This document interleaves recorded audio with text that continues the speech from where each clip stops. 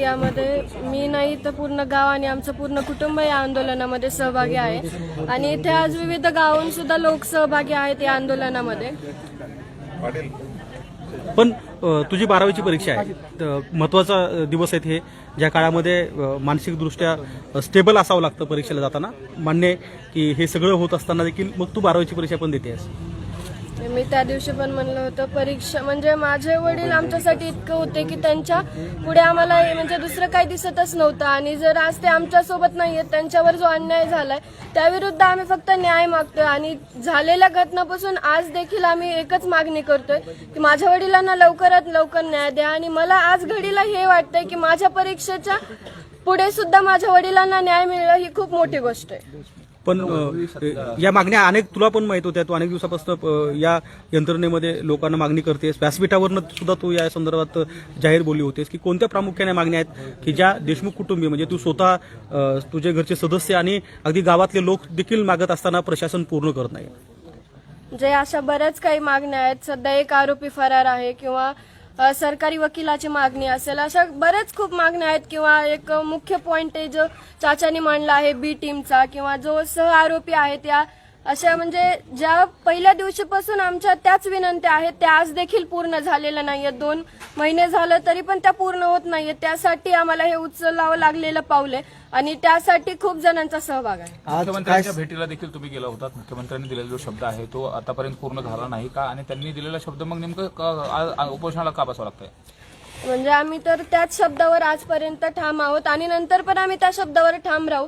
जसं आम्ही म्हणतो आमचा विश्वास सर्वांवर आहे, आज देखील आमचा विश्वास सर्वांवर आहे, पण आमच्या ज्या मागण्या आहेत त्या लवकरात लवकर पूर्ण व्हाव्यात आणि माझ्या वडिलांना लवकरात लवकर न्याय मिळावा एवढीच मागणी। पण 2 पातळीवरचा लढाई आज एक पातळीवर कुटुंब मागच्या 70-75 दिवसापासून म्हणजे कुटुंबातील कर्ता माणूस गेला, गावातला सरपंच जो प्रमुख होता गावचा तो गेला, त्यानंतरची जी अवस्था आहे ती घराची गावाची आम्ही बघतोय।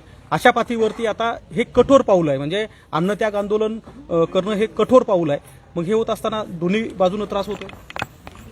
त्रास तर ज्यावेळेस माझे वडील गेले ना ते दुःख खूप वेगळं होतं, त्यावेळेसच आम्हाला खूप त्रास झालाय आणि ज्या त्यांनी वेदना सहन केल्या त्याच्या पुढे हे अन्नत्यागाची वेदना तर काहीच नाही आमच्यासाठी।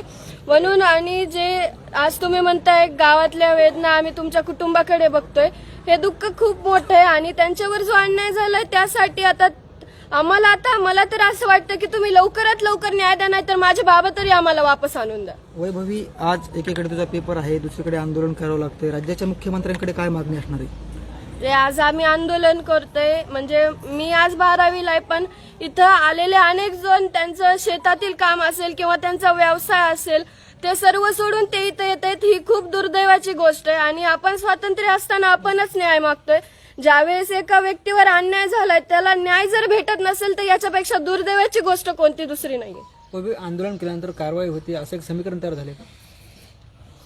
यापूर्वी तुम्ही आंदोलन केलेत म्हणजे मसाजोगकरांनी आतापर्यंत जे आंदोलन केलेत, आधी आंदोलन झालं म्हणजे अगदी सुरुवातीला 2 दिवसाचं आंदोलन झालं, त्यानंतर गुन्हे दाखल झाले, त्यानंतर तुम्ही अगदी ती पाण्याच्या टाकीवर चढून झालेलं आंदोलन असेल, त्याच्यानंतर वाल्मिक कराडवरती कारवाई झाली आणि आता हे तिसऱ्यांदा तुम्ही हे आंदोलन करताय। म्हणजे ते जसं विचारतायत की आंदोलनानंतरच कारवाई होते असं काही म्हणजे आम्हाला तर आता तसंच वाटतंय, कारण की ज्यावेळेस समजा आम्ही काहीतरी आंदोलन करू किंवा कोणी काहीतरी याच्यामध्ये उठवला थोडाफार वेगळं काहीतरी केलं तरच म्हणजे पोलीस प्रशासन यामध्ये लक्ष देते, नंतर त्याच्यावर ऍक्शन घेते किंवा जो सर्वसामान्य लोकांनी किंवा या गावकऱ्यांनी जर सीसीटीव्ही फुटेज आणून दिले तर नंतर ते त्याच्यावर तपास करतात, त्याच्या अगोदर त्यांचं काहीच नसतं। पण ते पण त्यांच्या पद्धतीने तपास करत असतील म्हणजे त्यांच्यावर पण टीका करण्याची म्हणजे माझी तर आवश्यकता काही मला म्हणजे मी ती आहे त्यांच्यावर टीका करणारी असं तर मला वाटत नाहीये, पण जे आज गावकऱ्यांना वाटते की काहीतरी त्यांनी पाऊल उचलावं अशीच माझी सुद्धा अपेक्षा आहे। महाराष्ट्रातील सर्व जनतेला काय आव्हान असेल या लढ्यामध्ये? अनेक वेळा स्टेजवरती मोर्चामध्ये सगळेजण पाठीमागे होते, आज देखील काय आव्हान असेल? आज देखील माझी विनंती आहे त्यांच्या आज जोपर्यंत तुम्ही आमच्या पाठीमागे आहात आजच्या घडीपर्यंत, तसेच आमच्या पुढील वाटचालीसाठी सुद्धा तुम्ही मोठ्या संख्येने येऊन आमच्या कुटुंबाच्या पाठीमागे। जरांगे पाटील सुद्धा येणार आहे? दादा त्या दिवशी पण भेटून गेले किंवा ह्या आंदोलनाचं त्यांनी सविस्तर गावकऱ्यांकडून माहिती घेतली. तर आज दादा सुद्धा या आंदोलनामध्ये सहभागी होणार आहे. खरं तर प्रशासनातले अधिकारी असतील, राजकीय नेते म्हणून सुरेश धस असतील किंवा मनोज जरांगे पाटील असतील, या सगळ्यांची भूमिका या आठवडाभरामध्ये हीच राहिली होती की अशा परिस्थितीमध्ये मसाजोगच्या नागरिकांनी कठोर पाऊल उचलू नये. पण या संदर्भात तुम्हाला काही माहिती मिळाली होती का की प्रशासनासोबत काही चर्चा झाल्या अथवा कुठल्या प्रश्नावरती तुमचं समाधान होऊ शकलं असतं जर काही तोडगा निघाला असता या दिवसात? नाही, गावकऱ्यांनाही म्हणजे त्यांना वाटलं की आपल्याला काहीतरी करावं लागतंय, त्याच्यासाठीच त्यांनी हे आंदोलनाचं नियोजन केलेलं आहे. आणि तसं मला सुद्धा वाटतं की आता म्हणजे पोलीस प्रशासन किंवा सीआयडी असेल त्यांच्याकडून जर काही येत नसेल तर आता जे बाकीचे जर सीसीटीव्ही फुटेज असतील ते सुद्धा गावकऱ्यांनी किंवा इतरांनीच दिलेत. तर याच्यासाठी हे पाऊल गावकऱ्यांनी उचललेलं.